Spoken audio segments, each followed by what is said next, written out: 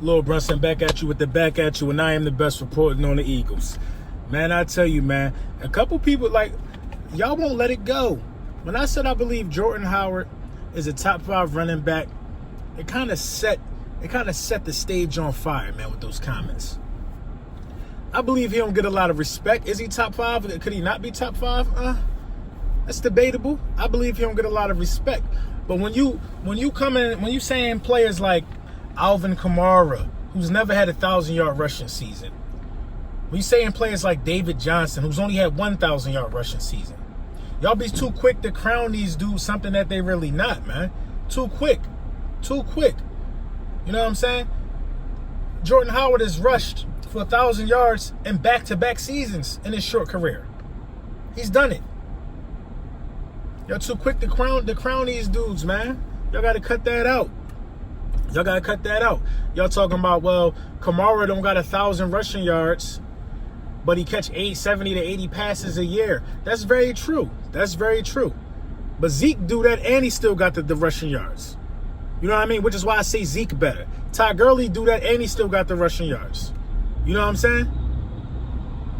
These guys are passers who get the occasional run play.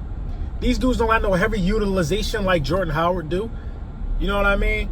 Joe Mixon, come on, like they say anything. McCaffrey, what?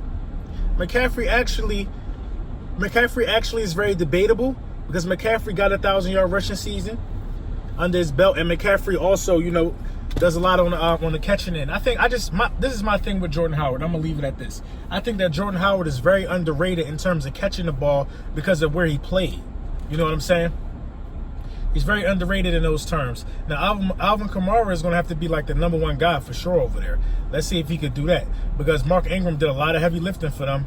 A lot of heavy lifting, man. And, you know, he went unappreciated in my opinion. But let's switch gears real quick to really what I want to talk about, the meat and potatoes of this video. Who I expect to step up big time, you know, in this season. I expect them to step up big time in this season.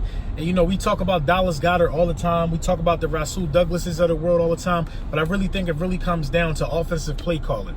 I'm not going to say Mike Groh. I'm not going to jump to conclusions on who has the responsibility of calling these plays. And situational football, we talk about that a lot during this course of the offseason. Right now, it's saying, like, what are the key problems that we could potentially have? What are the threats? What are the vulnerabilities that we still have as an organization even after the moves that we made? Now, one vulnerability that we got, you know, or liability, I want to say is Mike Groh. Huge liability. I used to feel the weight about our kicker that he was a liability as well, Jake Elliott. But I think Jake Elliott is going to get better. Jake Elliott makes the kicks that matter. Mike Groh blatantly dropped the ball, and it's been bothering me all offseason. The medical staff was a concern. They got that ironed out. You know what I mean? There's always going to be concerns about Carson Wentz's health if he misses a game. That's going to come back in a major way. You know what I'm saying? We got to make sure that we do what we got to do to take care of our bodies and to take care of, you know, coaching, to keep the stories to a minimum. It should always be about how we cooking. That's how the story should be. I just got this strong feeling that, you know, that from the beginning of the season at a very early point, they're going to be talking about us as contenders. And we got to know how to channel that energy and to still get wins on a football field.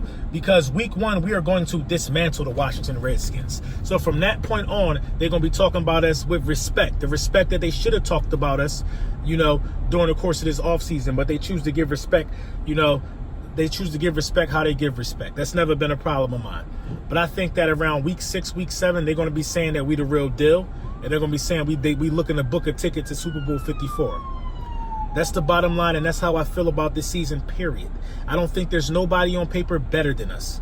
I'm going to say it. I juggled with it on who was better than us on paper. You could look at the Los Angeles Rams. They're not complete. There's no football team that's complete like the Philadelphia Eagles from the standpoint of the head coach, the locker room, the depth, the quarterback. We are complete. The offensive line, defensive line, the cornerback room. We are complete, and key components are coming back from injury. And you add in the additions. I'll say it again. We're complete.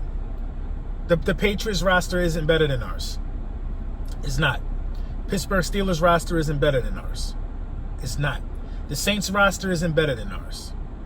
The Rams roster isn't better than ours.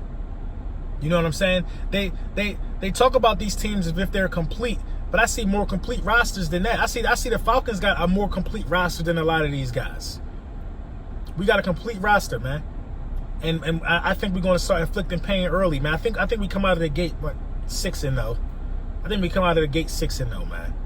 I'm not worried about playing the Chicago Bears again. I'm not worried about playing no Green Bay Packers, no New England Patriots. I'm not worried about playing nobody in our division because they should be worried about us. There's nobody that's on our schedule and is going to say that we for sure cake. Nobody can say we a cakewalk. Nobody. But we can say that about a lot of these guys. We can say the Falcons are a cakewalk because we beat them, the last 3 times? We can say the Rams are a cakewalk because we beat them.